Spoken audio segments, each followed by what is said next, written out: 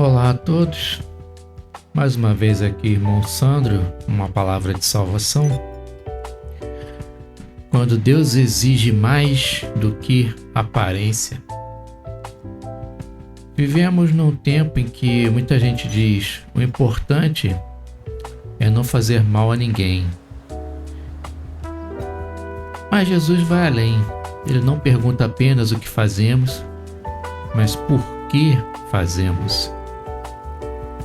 No Sermão do Monte, nessa segunda parte agora, segunda e última parte, Cristo confronta uma religião confortável, superficial e extrema. Ele não suaviza a lei, ele revela a sua profundidade. Aqui Jesus mostra que o problema não está apenas nas ações, o problema está no coração humano. E a solução não é esforço religioso, mas transformação espiritual. A ideia central, a justiça que Deus exige, só é possível pela obra de Cristo no coração do homem. Então, antes da gente continuar comentando, vamos ler, Mateus, do versículo 25 ao 48. Concilia-te depressa com o teu adversário, enquanto está no caminho com ele, para que não aconteça que o adversário te entregue ao juiz, e o juiz te entregue ao oficial, e te lancem na prisão. Em verdade, te digo que de maneira nenhuma sairás dali enquanto não pagares o último centavo. Ouvistes que foi dito aos antigos: não cometerás adultério. Eu, porém, vos digo que qualquer que atentar numa mulher para a cobiçar, já em seu coração cometeu adultério com ela. Portanto, se o teu olho direito te escandalizar, arranca-o e atira-o para longe de ti. Pois te é melhor que se perca um dos teus membros do que seja todo o teu corpo lançado no inferno. E se a tua mão direita te escandalizar, corta-a e atira-a para longe de ti, porque te é melhor que um dos teus membros se perca do que seja todo o teu corpo lançado no inferno. Também foi dito: qualquer que deixar sua mulher, dê-lhe carta de divórcio. Eu, porém, vos digo que qualquer que repudiar sua mulher, a não ser por causa de adultério ou fornicação, faz que ela cometa adultério, e qualquer que casar com a repudiada, comete adultério. Outro sim ouviste que foi dito aos antigos: não perjurarás, mas cumprirás os teus juramentos ao Senhor. Eu, porém, vos digo que de maneira nenhuma jureis, nem pelo céu, porque é trono de Deus, nem pela terra, porque é escábulo de teus pés, nem por Jerusalém, porque é a cidade do grande rei. Nem jurarás pela tua cabeça, porque não podes tornar um cabelo branco ou preto. Seja, porém, o vosso falar sim, sim, não, não, porque o que passa disso é procedente do mal. Ouvistes que foi dito: olho por olho e dente por dente.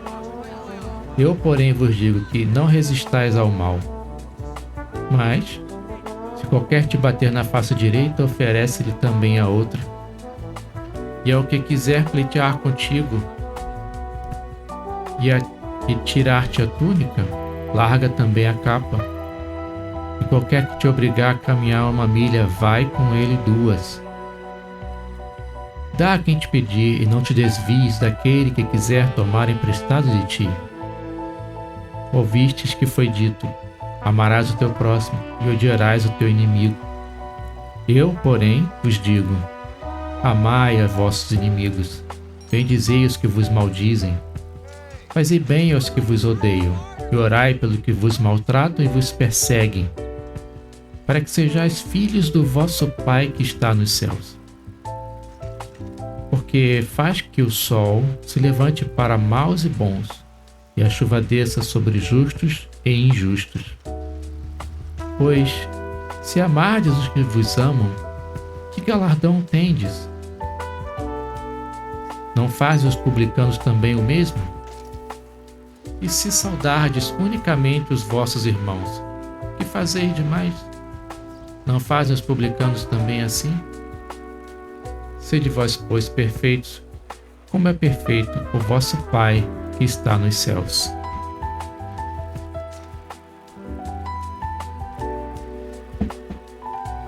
Querido ouvinte, Jesus continua o Sermão do Monte nos mostrando que Deus não está interessado apenas em comportamentos externos, mas na condição real do nosso coração. Ele começa dizendo algo muito prático, muito próximo da nossa vida cotidiana. Entre acordo sem demora com o teu adversário enquanto estás a caminho com ele. Em outras palavras, Jesus está dizendo: resolve enquanto há tempo. Não empurra para depois aquilo que precisa ser tratado agora, porque o pecado, o conflito não resolvido, a culpa não confessada, nunca ficam parados. Eles avançam, crescem, cobram juros, inclusive espirituais. Jesus usa a figura de um tribunal para mostrar que uma verdade maior. Um dia todos nós estaremos diante do juiz eterno. Enquanto estamos no caminho, enquanto há vida, enquanto há oportunidade, Deus nos chama ao arrependimento e à reconciliação. Muitos pensam que podem adiar decisões espirituais, mas Jesus deixa claro que adiar pode custar muito caro. A graça está disponível agora, não eternamente aberta para quem insiste em rejeitá-la. Em seguida, Jesus toca em um tema sensível e profundamente atual. Ele fala sobre adultério, mas vai além do ato. Ele diz que o pecado começa no olhar, no desejo, na intenção do coração. Aqui Jesus desmonta uma ilusão da justiça superficial. Não basta dizer que eu nunca fiz. A pergunta é: o que você tem alimentado dentro de você? Que pensamentos você permite crescer? Que desejos você cultiva em silêncio? Jesus usa uma linguagem muito forte, quase chocante, quando fala em arrancar o olho ou cortar a mão.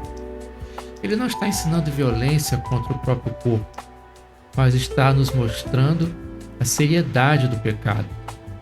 Ele está dizendo que nada vale mais do que a nossa alma.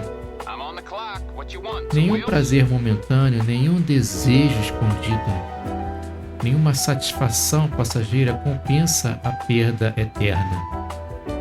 O pecado não é brincadeira, porque o inferno não é uma metáfora. E Jesus, por amor, nos alerta com firmeza sobre isso. Logo depois, Jesus fala sobre o divórcio, e aqui precisamos ouvir com atenção do pastor. Ele não ignora a dor humana, nem fecha os olhos para realidades difíceis, mas ele confronta a banalização dos compromissos. Naquele tempo, assim como hoje, pessoas descartavam alianças com facilidade. Hoje, mostra que o problema não está apenas na lei, mas na dureza do coração. Quando o coração se afasta de Deus, os compromissos se tornam frágeis. As promessas perdem peso e as pessoas passam a ser tratadas como objetos substituíveis. O reino de Deus, porém, é construído sobre fidelidade, porque Deus é fiel. Ele não quebra alianças, ele não abandona seus compromissos. E aqueles que são tocados por sua graça começam a refletir esse caráter, ainda que com lutas e limitações. Na sequência, Jesus fala sobre juramentos e palavras. Ele diz algo muito simples e profundamente transformador. Seja o vosso falar sim, sim, não, não. A Aqui ele revela que o problema não é a falta de palavras bonitas, mas a falta de verdade no coração. Quando alguém precisa jurar o tempo todo é porque sua palavra perdeu valor. Mas quando Cristo governa o interior do homem, a verdade se torna um hábito, a integridade passa a ser o padrão. A boca apenas expressa que já foi transformada por dentro. Então Jesus avança ainda mais e toca em algo que vai contra tudo o que a nossa natureza deseja: a vingança. Ouvistes que foi dito, olho por olho, dente por dente.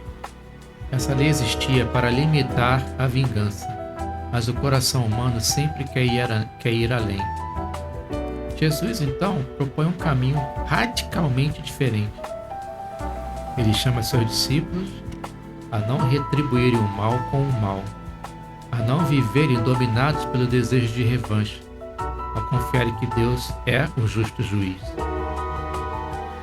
Isso não significa passividade covarde, mas confiança profunda em Deus. A vingança aprisiona quem a pratica. Ela consome a alma, ela rouba a paz. Jesus nos ensina que abrir mão de vingança é um ato de fé. É dizer: Deus, eu confio que o Senhor vê, que o Senhor sabe, o Senhor julgará no tempo certo. Então chegamos ao ponto mais alto, mais desafiador e mais revelador de todo o caminho.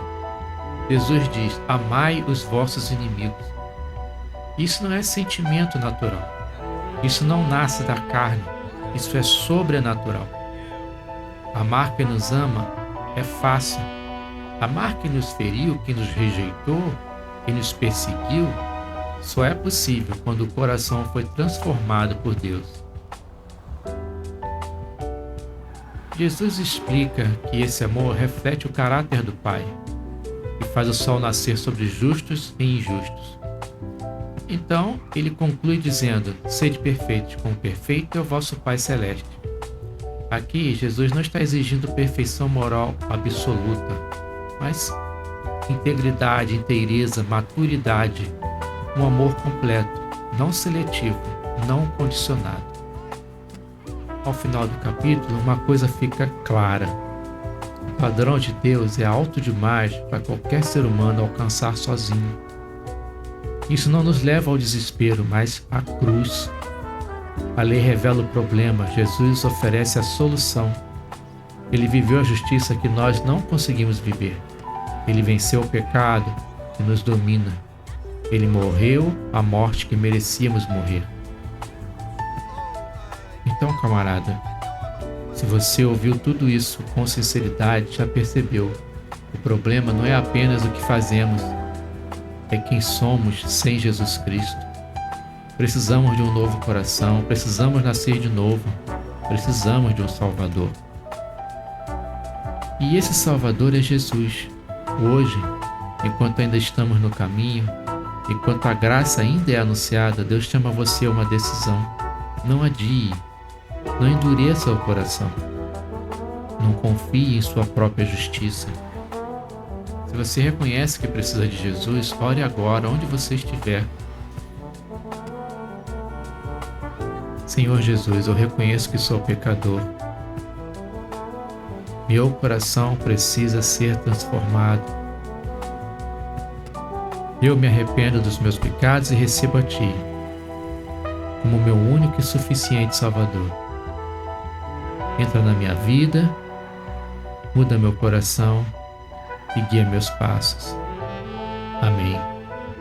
Que Deus abençoe sua vida.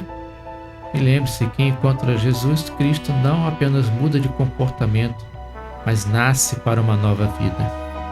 Obrigado por ter ouvido essa mensagem até aqui e até uma próxima.